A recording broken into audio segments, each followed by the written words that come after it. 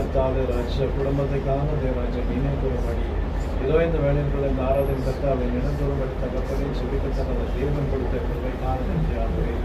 ஆமையா மகாய் தேவராஜா அநேக நன்மைகள் செய்து ஒரு பணிகளை செய்து தகப்பனே அருமையான பாத்திரமாய் ஒரு சமூகத்தில் சேர்ந்த தேவராஜா ஆசாசிரியர் சமூகத்தில் படைக்கிறேன். அவர் கர்த்தாவே ராஜப்படைகளை தகவலை மனையோடு பேசும் வார்த்தைகள் தேர்ந்தெடுக்கிறார். மண்டராஜா சார் சொன்னவனமாய் கர்த்தாவே ராஜா நீ சுகபலத்தோடும் ஆசிரமா இருப்பது என்று சொன்னவனமாய் கர்த்தாவே தேவ பிள்ளைகள் நிமித்தமாய் குடும்பத்துக்கு தேவையான தேவ மாற்று செய்து கிருபைக்காக நன்றி ஸ்தோத்திரிக்கிறேன். தேவரே அந்த தாயோட சரஞ்சை கூட நீங்கள் அபரிதமாக எடுத்து பயன்படுத்த நீர் உதவி செய்யா. இந்த பணிகளை தொடர்ந்து செய்யப்பட்ட கணவன் அந்த விட்ட பணிகளை தேவர் அந்த நாள் செய்யப்பட்டதாய் தேவனோட வழிவாசலை திறந்தோட நம்ம செபிக்கிறான் ஸ்தோத்திரிக்கிறோம். அதே போல தகப்பனே இன்னும் தேவதாசனையும் கர்த்தாவே அதை நினைப்புறோம் ஐயா. தேவர் சவன் கர்த்தாவே ராஜ உலகத்தின் பிரகாரமாய் தேவரை ஆண்டவரமாய் இருந்த போதிலும் கூட தேவரை உனக்கென்று பணி செய்யத்தக்கதா நீர் தேர்ந்தெடுக்கிறையா. ஆண்டராஜா அந்த பணிகளை செய்து தகப்பனே ராஜா அவர் செய்த சில காரியங்கள் நிமித்தமாய் தேவரான் வியாதி படைகள் படித்து தேவன் தமிழ் பாவங்கள் எல்லாம் கழுவி பரிசுத்தப்படுத்தி அன்றைய சமூகத்தாளை நீங்கள் எடுத்துக்கொண்ட கிருபைக்காக நீங்கள் ஸ்தோத்திரிக்கிறதையா. ஆம் தேவரை பாவத்தின் சம்பளம் மரணம் என்று இருக்கிற தேவரை ஆமையா நீ கொடுத்த பணிகள் கத்தால் சில காரியங்களை தேவர் நமக்கு விரோதமான காரியங்கள் ஈடுபட்டது நிமித்தமாய் நான் சோழனுடைய கத்த பாவங்களை கத்தால் சுத்திகரிக்கிறப்பா. வியாதி நிமித்தமாக இந்த மனிதன் ஒவ்வொரு நாளும் கர்த்தாவே தன்னுடைய வாழ்க்கை நினைத்து கண்ணீர் சிந்தின நேரங்கள் இருந்திருக்கலாம் ஐயா. செய்த பாவங்களை அறிக்கை செய்திருக்கலாம். நான் இப்படி துரோகம் செய்தேன், இப்படி தவறாக பேசினேன் என்று அறிக்கை செய்த அந்த மனிதனை முற்றிலுமாய் பரிசுத்தப்படுத்தி ஒரு சமூகத்தை கொண்டு வந்த கிருபைக்காக சேர்த்து கொண்ட கிருபைக்காக நான் ஸ்தோத்திரிக்கிறேன். நான் மனைவி கத்த பிள்ளைகள் கத்த அந்த ஊழியங்கள் செய்ய தொடர்ந்து செய்ய நீர் கொடுத்த கிருபைகளுக்காக நாங்கள் ஸ்தோத்திரிக்கிறோம் ஐயா. இந்த நாளையும் கூட அவளை கொடுத்து நினைவுபடி நீர் கிருபை செய்திட மக்கள் நன்றி. அவள் மீது வைத்த கிருபைக்காக தயவுக்காக நன்றி தகப்பனே. அவள் ஊழியங்களை பிறகு செய்யுங்க ஐயா. அநேக காரியங்கள் தேவாவின் கூட நாங்கள் வழிநடத்தி பாதுகாத்துடனுமாய் ஒரு சமூகத்தில் ஒப்பெடுக்கிறோம் தேவை. இந்த வேலை கத்தா வந்து யாவரும் சமூகத்தில் ஒவ்வொரு அக்கினியை ஊற்றுங்க அனலாய் மாற்ற இந்த கொஞ்ச நேரம் தகப்பனே தன்னுடைய சிந்தனைகள் சிதறவிடாதபடி உடைய கல்வாரின் சிலுவையின் மீது அந்த சிந்தனை மாற்றிடுமா செபிக்கிறோம் ஐயா.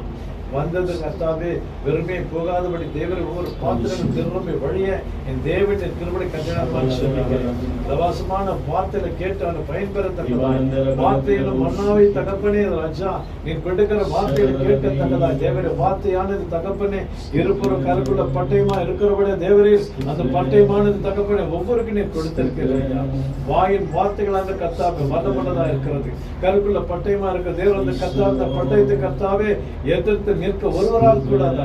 நீரோ தகப்பனே எங்கள் மீது வார்த்தை கொண்டு தேவராஜா அந்த வார்த்தைகள் தேவன் எங்கள் வாய்களில் கர்த்தாவே வேண்டும் வர வேண்டும் என்று வாஞ்சிக்கிற தேவன் நாங்கள் இந்த வேளையில கூட தேவை செய்தி கேட்க எங்களை ஆயத்தப்படுத்துங்க. தேவ விசேஷமா தகப்பனே தேவ பிள்ளையோட சமத்துல ஒப்படைக்கிறோம்.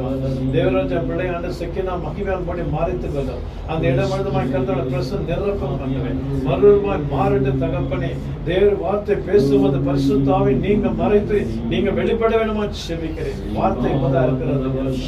வார்த்தை வல்லமுள்ள வார்த்தை இருக்கிறது. மனிதை அந்த முகத்தை காணாதபடி வார்த்தைக்கு செவி கொடுக்க எங்களை தகுதிப்படுத்த செபிக்கிறேன். அந்த வார்த்தை எங்களுக்கான ஜீவனை எடுக்க வேணுமா செபிக்கிறேன். இந்த வாரம் முழுதுமா இந்த வார்த்தையான தேவரை எங்களுக்கு கனி கொடுக்கத்தக்க உதவி செய்யும் ஐயா. எங்கள் ஆத்மா உயிர்ப்பிக்க உதவி செய்யுங்க. வார்த்தையான மன்னாவை புசிக்க தேவரை எங்களை ஒவ்வொரு தகுதிப்படுத்தமா செபிக்கிறேன். ஒரு அசட்டே இல்லாதபடி வார்த்தைக்கு செவி கொடுக்கலாம் எங்களை மாற்றுங்க. ஆசீர்வாதம் இழந்து விடாதபடி விழிப்புள்ளவர்களாக எங்களை மாற்றுங்க. தேவதாசன் பிரசனம் வல்லமை அபிஷேகம் பிள்ளைமை இறங்க செய்யுங்க ஐயா. வல்லமை எடுத்து பயன்படுத்துங்க தேவரி. ஆராதனை சமத்தில் ஒப்படைக்கிற பரிசுத்தாவியை நீங்க ஆண்டவராஜ துவக்க முடியுமா நீங்க நடத்தி கொடுக்கணுமா செபிக்கிறேன். மனித விஷயங்கள் வந்து வெளிப்படாதபடி பரிசுத்தாவியை நீங்க கிரியை செய்யணுமா உங்களுடைய சமத்தில் ஒப்படைக்கிறேன். ஏற்றுக்கொள்ளுங்க வழிநடத்த காத்து இயேசுவின் நாமத்தினால் பிதாவே ஆமென். ஹல்லேலூயா ஹல்லேலூயா. ஆண்டவராகிய இயேசுவின் நாமத்தில் உங்களை யாவரை வாழ்த்தி வரவேற்கிறோம். கர்த்தர் நல்லவராமே. ஆண்டவர் நல்ல ஆண்டவர். எத்தனை சொல்ல முடியும்? God is always. நம் இயேசு நல்லவர். ஒருபோதும் கைவிடா, ஒரு நாளும் விலகிடா. எப்பவுமே வாயில வர வார்த்தை என்னன்னா நம் இயேசு, என் இயேசு, என் சொந்த இயேசு நல்லவர். அவன் மனுஷன் மாறலாம், மாறாத ஒருவர் யாருனாக்கா என் ஆண்டவர். ஆமென். பணத்தையோ வசதியோ இல்ல பெருமையோ பேரோ புகழோ எல்லாம் நம்ம விரும்பல. அது விரும்புறது ஒரே ஒண்ணு, அவரை நம்பி நிக்கிறோமா.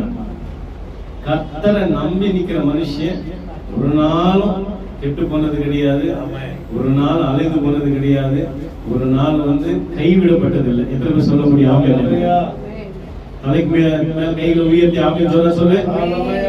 சத்தம் பத்தல.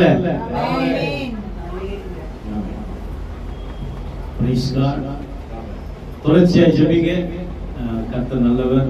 அடுத்த ஞாயிற்றுக்கிழமை நம்ம மத்தியில பிஷப் நம்முடைய ரமேஷ் நகரில் சார்ந்ததான பேராயர் டாமினிக் ஐயா அவர்கள் நம்மளுக்கு தேவ செய்தியை கொடுப்பார்.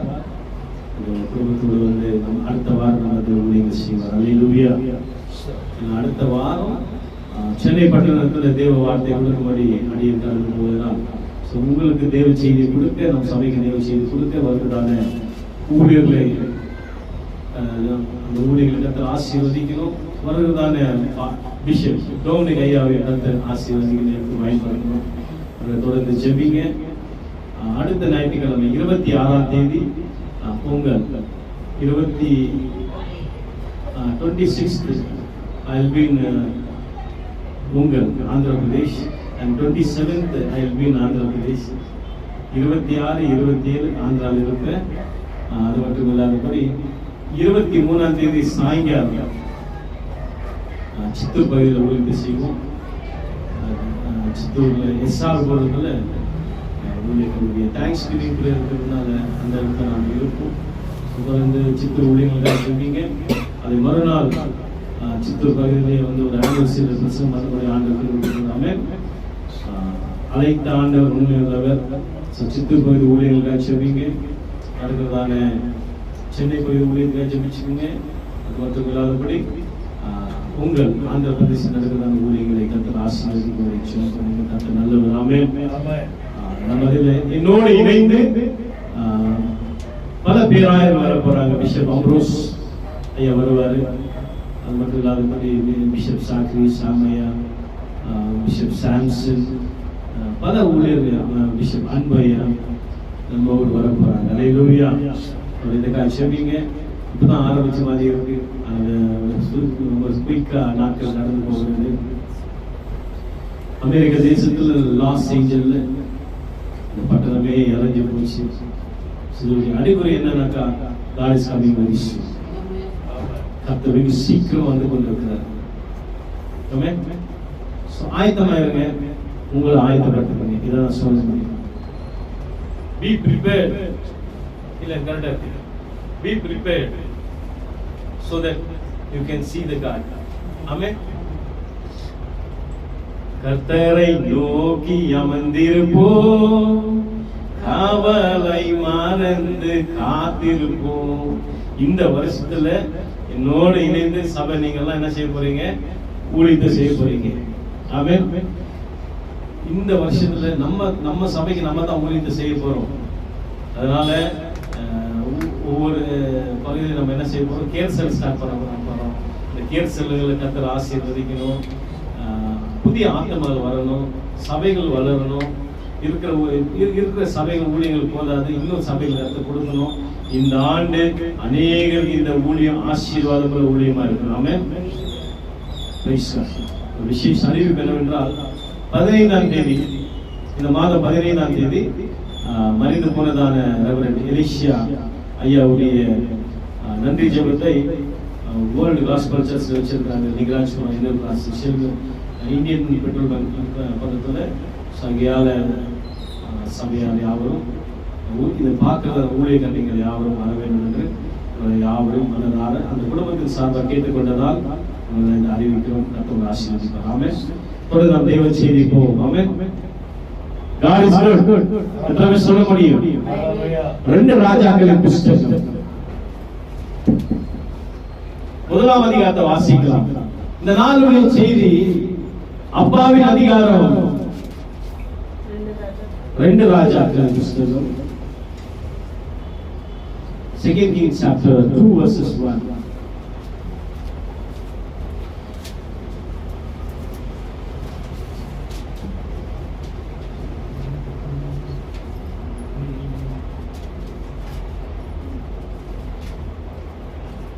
Elisha, take it up. And it came to pass, And it came to pass, when the Lord would take up Elijah into heaven by a whirlwind, that Elijah went with Elisha from Gilgal. கில்கால்ல இருந்து இப்போ எலியாவும் எலிஷா ரெண்டு பேரும் என்ன பண்றாங்க? அப்படியே நடந்து வராங்க. இந்த எலியாவும் எலிஷாவும் எப்படின்னாக்கா, ஒரு மூத்த ஊழியரும் ஒரு வளர்ந்து வர ஊழியக்காரன் சொல்லலாம். இவங்க ரெண்டு பேருக்குள்ள ஒரு பாண்டிங், ஒரு தகப்பன் ஒரு பிள்ளை போல வந்து இவங்க ரெண்டு பேரும் இருந்தாங்க. இப்போ நேரம் என்னன்னா, நல்லா புரிஞ்சுக்கோ, அப்பாவுடைய சொத்து யாருக்கு சேரணும்? பிள்ளைக்கு சேரணுமா இல்ல மற்றவங்களுக்கு சேரணுமா? யாருக்கு சேரணும்? பசங்க தான் சேரணும். அது இன்னொருக்கு சேரணுமா? அது இன்னொருக்கு சேர்றதுன்னா அது சாபம். ஒருவேளை அப்பா வந்து சுயேட்சையோடு வந்து ஒரு வில் எழுதி வச்சிருந்தா அது யாருக்கு போய் சேரும்? அவர் யாருக்கு சுயநலவோடு எழுதினாரோ அவருக்கு போய் அந்த இடம் சேரும். ஆமா இல்லையா? அது பொருளா இருக்கட்டும், இல்ல whatever it may be, anything. இப்ப எலியாவும் எலிஷாவும் என்ன பண்றாங்கன்னா, நல்லா கேளுங்க, கில்காயில அப்படியே நடந்து வராங்க. அப்படியே நடந்து வரும்போது எலியாவுக்கு ஒரு விஷயம் நல்லா தெரியும். கத்த பேசினாரு, அக்கினியானது வரும்போது நான் உன்னை வானத்துக்கு அப்படியே நான் உன்னை மறுரூபமாக்கப்பட்டு உன்னை எடுக்க போறேன். எப்பவே கூட ஒட்டி இருந்த இப்ப எலிஷா பல ஊழியர்கள் இருந்தாலும் அந்த ஒரு எல்லா ஊழியக்காரை காட்டிலும் ஒரு ஊழியக்காரர் அதிகமா நேசிக்கிறதான ஒரு தேவ மனுஷன். அவனை மட்டும் தனியா கூப்பிட்டான்னு சொல்றாரு, பாருப்பா நான் இப்ப வந்து பரலோகத்தை எடுக்க போறேன். நான் என்ன பண்றேன்? பரலோகத்தை எடுக்க போறேன். நான் போயிடுவேன் பரலோகத்துக்கு. உங்களுக்கு என்ன வேணும் சொல்லு. இன்னைக்கு பல மூத்த ஊழியர் என்ன பண்றாங்கன்னாக்கா, வளர்ந்து வர ஊழியக்காரர்கள் அப்படியே நல்ல விதமா அப்படியே பேசி மைக்கி அவங்க நல்ல வழியில கொண்டு வர மாதிரி கொண்டு வந்து என்ன பண்றாங்க தெரியுமா? அப்படியே போட்டு மெதிக்க ஆரம்பிப்பாங்க. யாரையும் நம்பாதீங்க. எந்த மூத்த ஊழியக்காரரும் யாரையும் நம்பாதீங்க. நீங்க நம்ப வேண்டியது ஒன்னே ஒண்ணு, இயேசுப்பா. யாருமே சரியில்லை. நீ நம்பி வாழ வேண்டியது இயேசுப்பா மட்டும்தான். ஊழியர்களுக்கு மூத்த ஊழியர்கள் யாரும் இல்லைங்க. உனக்கு மூத்த ஊழியர்கள் சொல்லணும்னா இயேசுப்பா தான் மூத்த ஊழியர். எல்லாம் செல்ஃபிஷ். அவங்க சுயத்துக்காகவே அப்படியே வேஷங்களை போட்டு நிக்கிறாங்க. யாரு மூத்த ஊழியர்கள் நம்பி போயிடாதீங்க. இயேசுநாதரை நம்பி நின்னா நீங்க வாழ்க்கையில பிழைப்பீங்க. இயேசு சுவாமி சார்ந்து நின்னா உங்க வாழ்க்கையில நீங்க வந்து பரலோக பொக்கிஷம் நீங்க பெற்றுக்கலாம். ஆனா மூத்த ஊழியர் சொல்லி நிக்கிறவங்களை நம்பி நின்னா மோசம் போயிடுவீங்க. இதான் உண்மை. 1999 பைபிள் காலேஜ் முடிச்சுட்டு நான் வரேன். இதே ஊர்ல ஒரு மீட்டிங் நான் போட்டேன். அப்போ ஒரு மூத்த ஊழியர் என்ன சொன்னார்னா, எனக்கு ஞானசானம் கொடுத்தவர் தான், வேற யாரும் கிடையாது. எனக்கு ஞானசானம் கொடுத்த ஊழியர் என்ன சொன்னார்னா, தம்பி என் கூட வா, உனக்கு 2 வருஷம் நல்ல ஊழிய அனுபவத்தை சொல்லி தரேன். என்ன சொன்னாரு? நல்ல ஊழிய அனுபவம் சொல்லி தரேன். அது சொன்ன உடனே ஒரு ராத்திரி எல்லாம் ஒரே சந்தோஷம். என் வீட்டுல எல்லாருக்கும் ஒரு சந்தோஷம். பெரியப்பா சித்தப்பால இருந்து அண்ணன் தம்பியில இருந்து எல்லாருக்கும் ஒரே சந்தோஷம். அவ்வளோ பெரிய ஊழியத்துல அவ்வளோ பெரிய சபையில அந்த ஊழியர்கள் உடன் ஊழியக்காரனா நிக்கிறானே. எனக்கே ஒரு குறிப்பு, ஏன்னா இவ்வளவு பெரிய பிஷப்க்கு இவ்வளவு பெரிய ஊழியக்காரர் நம்ம வந்து ஒரு அசிஸ்டண்டா போய் நம்ம ஊழியத்தை கத்துக்க போறோமா? போன உடனே அவர் எனக்கு ஊழியத்தை சொல்லி தரல, எனக்கு அரசியலை சொல்லி கொடுத்தார். அது வரைக்கும் நம்ம வீட்டுல நம்ம குடும்பத்துல நம்ம வாழ்க்கையில அரசியல் எண்ணமே கிடையாது. அரசியலை சொல்லி கொடுத்தார். அரசியலை சொல்லி கொடுத்த உடனே நாள்பட என்ன ஆச்சு? அரசியல்வாதியாவே மாறிட்டேன். என்னுடைய நோக்கம் என்ன? என்னுடைய அழைப்பு என்ன? என்னை ஏன் ஆண்டவர் தெரிஞ்சுக்கிறாரு? எந்த ஒரு காலத்துல பைபிள் காலேஜ் முடிச்சேன், எந்த ஊழியத்தை செய்யணும் நான் சொல்லி வந்தனோ அந்த எண்ணம் எல்லாம் போயிடுச்சு. இப்ப மனசுல என்ன ஆகுது? எம்எல்ஏ ஆகணும், என்ன ஆகணும், ஒரு அரசியல்வாதியா மாறணும், நான் நல்ல அதிகாரத்தை வரணும். அங்க ஆரம்பிக்கப்பட்டதுதான் 1999 ஆரம்பிக்கப்பட்டது. சொந்த கட்சி கட்டுற வரைக்கும் பந்து பண்ணி பல சங்கங்களை உருவாக்கி வாழ்க்கையே அழிஞ்சு போற அளவுக்கு இன்னைக்கு வந்து நின்றுட்டோம். யாரால? ஒரு மூத்த ஊழியக்காரால.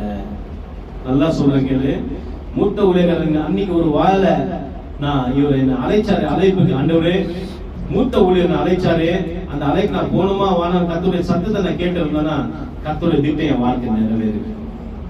எல்லாருமே எலியா கிடையாதுங்க, எல்லாரும் எலிஷா கிடையாது. எலியா எலிஷாவுக்குள்ள பாண்டிங் எப்படின்னாக்கா, அவனை மகனா பார்த்து அவன் ஊழியத்தை ப்ரிப்பேர் பண்ணாரு, ஊழியத்தை ஆயத்தம் பண்ணாரு. எலியாவுக்கும் எலிஷாவுக்கும் என்ன வித்தியாசம்னாக்கா, எலியாவை காட்ட டபுளா வந்து இவர் என்ன பண்ணாரு, அற்புதத்தை செஞ்சாரு. அப்போ ஒரு மூத்த ஊழியர் சொல்றது என்ன பண்ண தெரியுமா, உனக்கிட்ட இருக்கிற ஊழியக்காரங்களை நீ உருவாக்கணும். என்ன பண்ணணும்? You have to create him, you have to mold him. அவனை வசனத்துல நடத்தணும். நீ வசனத்தை நடத்தாம நீ உலக பிரகாரம் அவனை நடத்திட்டு இன்னைக்கு அவன் வாழ்க்கையில கத்த வச்ச தரிசனத்தை நீ என்ன பண்ணிட்ட தெரியுமா, அழிச்சிட்ட. அழிச்சிட்டாங்களா இல்லையா? ஏன் ஆண்டவர் வந்து அந்த நாள்ல அந்த தேவ மனுஷன் என்ன ஆச்சுனாக்கா, பல வருஷம் ஊழியம் பண்ணி இருந்தாலும் இந்த ஊர்ல வந்து ஊர்ல ஒரு காஸ்பல் மீட்டிங் போட முடியல. இதுவரைக்கும் போட்டது இல்ல. That is the first meeting and that is the last gospel meeting. இந்த ஊர்ல மீட்டிங் நடந்துச்சு.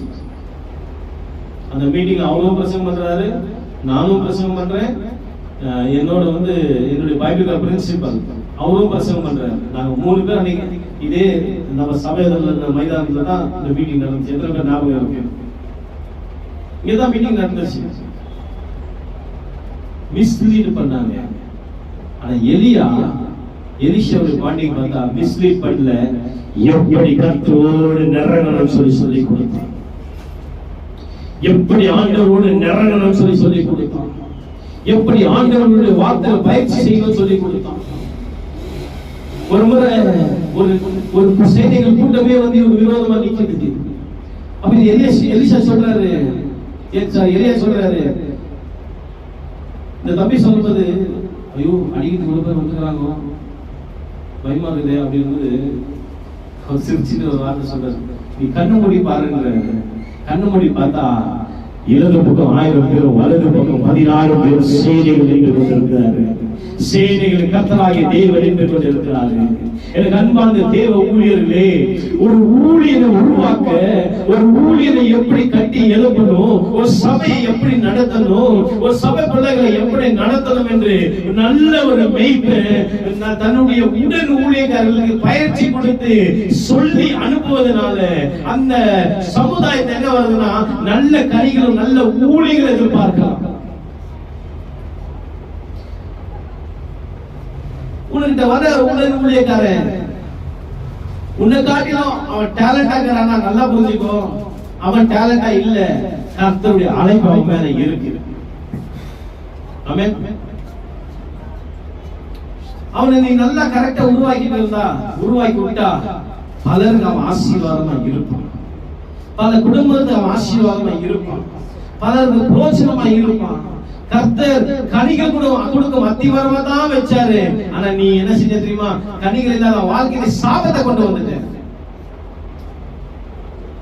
எனக்கு ஞானசார கொடுத்த தான் சொல்றேன். உருவாக்க வேண்டிய இடத்துல நீ உருவாக்காம ஒரு நல்ல ஊழியரா வர வேண்டியவன அது அரசியல் கொண்டு வந்த அந்த தேவக்காரம் மீண்டும் ஊழியத்தை கொண்டு வந்துட்டாரு. என் தகப்பமாருங்க, என் சித்தப்பாங்க பின்னாடி கூட அதை பத்தி தப்பா பேச மாட்டாங்க. நான் பேசுன என்னைய திட்டுவாங்க, அப்படி கனத்தை கொடுத்தாங்க. ஆனா இந்த குடும்பத்துக்கு அவர் செஞ்ச மோசம் கொஞ்சம் நஞ்சம் இல்லை. நான் ஒரு காரியத்தை சொல்றேன், எல்லாரும் எலியா கிடையாது. பல எலிஷாக்களுக்கு நல்ல எலியா கிடைச்சிருக்கிறதால பல ஊழியர்கள் வளர்ந்து வைக்கிறார். அல்லேலூயா. இன்னைக்கு உன் ஆவிக்குரிய சபையில வார்த்தை இல்லைன்னு நினைச்சுக்கோ. நீ வர சபையில உனக்கு வார்த்தை இல்லைன்னா அந்த வாரம் ஃபுல்லா நீ வாழ்ற வாழ்க்கை வந்து வீணா இருக்கும். நீ வாழ்ற வாழ்க்கை ஆசீர்வாதமா இருக்கணும்னாக்கா உன் சபையில தேவ வார்த்தை இருக்கணும், உன் ஊழியருக்குள்ள அபிஷேகம் இருக்கணும், உன் ஊழியருக்குள்ள பரிசுத்தம் இருக்கணும், உன் ஊழியக்கார கரம் நல்லா இருந்தாதான் நீ ஆசீர்வாதமா இருப்ப.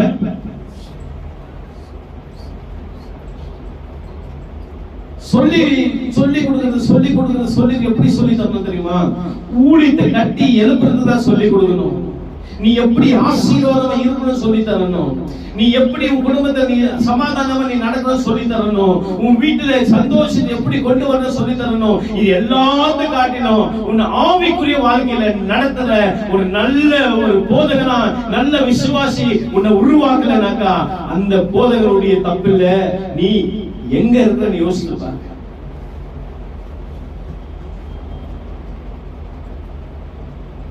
காலை வேலையில எலிஷா பார்த்து சொல்றாரு, என்னை எடுக்க போறாங்க, நான் பரலோகத்துக்கு போக போறேன். அப்படியே தொடர்ந்து வசந்த நீ வாசிக்கும்போது கொஞ்சம் தூரம் போன பின்னாடி நீ இங்கே நில்லுன்ற. நல்லா கேளு, இங்கே நில்லு, தொடர்ந்து என் கூட வராத, நான் வந்து பரலோகத்தை எடுக்கப்பட போறேன். ஒருவேளை எலிஷா செத்துருவார் நினைச்சாரோ, எலியா செத்துருவார் நினைச்சு எலிஷா நினைச்சாரோ. ஆனா என்ன சொல்றான் தெரியுமா? இல்ல, நான் வருவேன்.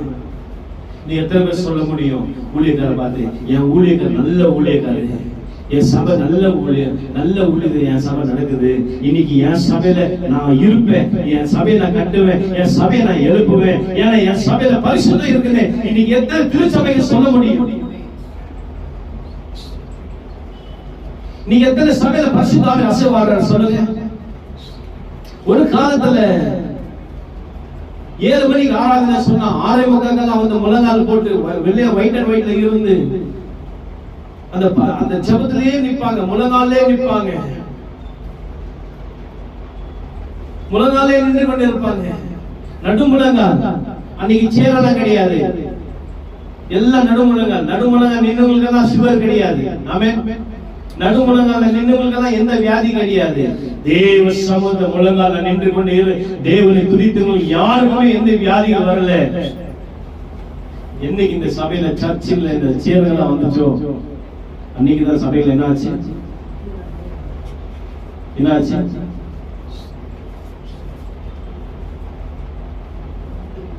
முட்டி நோவு, கால் நோவு, வேற என்ன இல்லாத நோவெல்லாம் வந்துச்சு. இல்லாத நோவுகள்லாம் எங்க வந்துருச்சு? சபைக்குள்ள வந்துருச்சு. காலை வேலை தேவை. அன்னைக்கு ரூம் ஒரு பேண்ட் அடிப்பாங்க, ஒரு ஹார்மோனி பெட்டி இருக்கும், மிஞ்சி போனா ஒரு தபலா இருக்கும். இதை வாசிக்கும் போது இந்த கை தட்டுவாங்க தெரியுமா?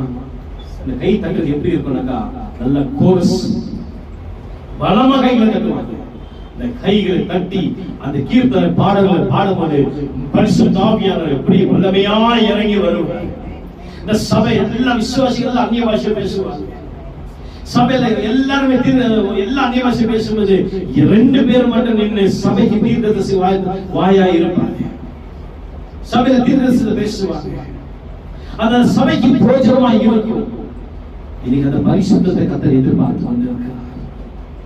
இன்னைக்கு பரிசுத்த ஆவியானவரை இழந்த சபைகளாய் இன்னைக்கு சபை எத்தனையோ சபை இருக்கிற பேர் சொல்ல விரும்பல. இன்னைக்கு சபையில ஆடம்பரம் இருக்கிறது.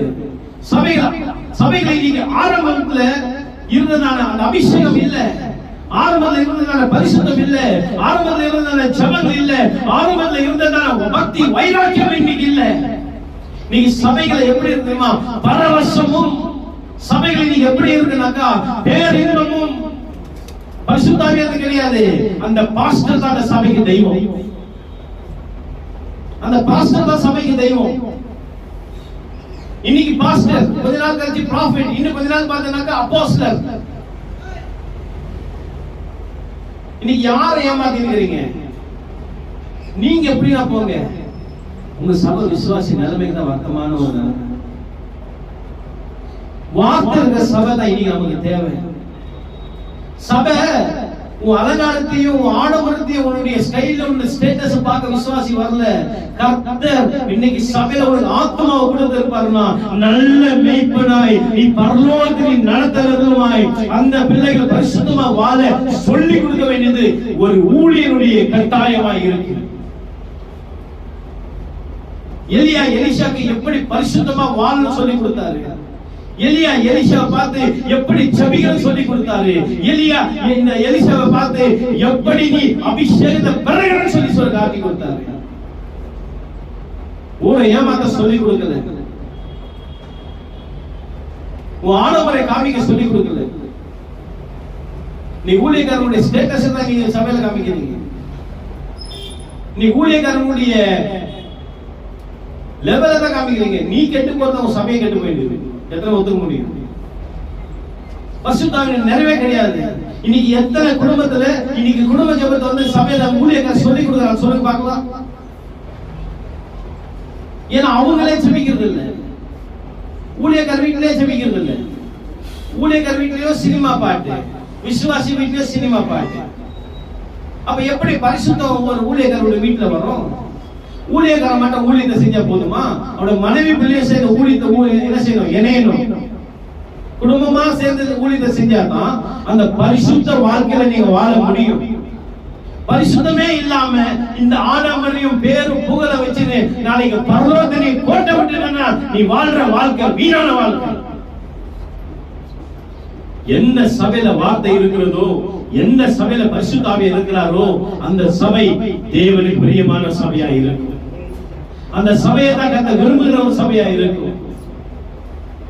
ஆதி அந்தமானாலும் இன்னைக்கு காலங்கள் செஞ்சுரி மாறி வந்தாலும் நேற்றைக்கும் இன்றைக்கும் நாளைக்கும் மாறாத ஒரு தெய்வம் இந்த பரிசுத்த ஆவியானவர் உன் மேல நிறைவாய் அசைவாடுபடி, உன் மேல பலமாய் அசைவாடுபடி, இன்னைக்கு பரிசுத்த ஆவியானவர் குடும்பத்தை கிரியை செய்யும்படி இன்னைக்கு ஆவியானவர் வழிவாசலை உங்க சபைகளிலும் உங்க வீட்டிலும் நீங்க திறந்து தர வேண்டும் என்று சொல்லுகிறேன்.